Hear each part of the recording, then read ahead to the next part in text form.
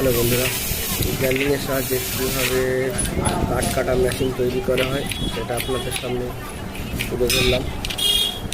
দেখুন ভিডিওটা শেষ পর্যন্ত। যদি ভালো লেগে থাকে লাইক, শেয়ার, সাবস্ক্রাইব করতে ভুলবেন না।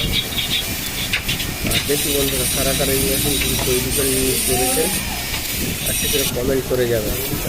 তাহলে পরবর্তীতে আমি আপনাদের সামনে আরও সুন্দর সুন্দর ভিডিও আনার চেষ্টা করব, যাতে করে আপনাদের আরও ভালো লাগবে। তাহলে চলুন যাই, ভিডিওটা শেষ পর্যন্ত দেখি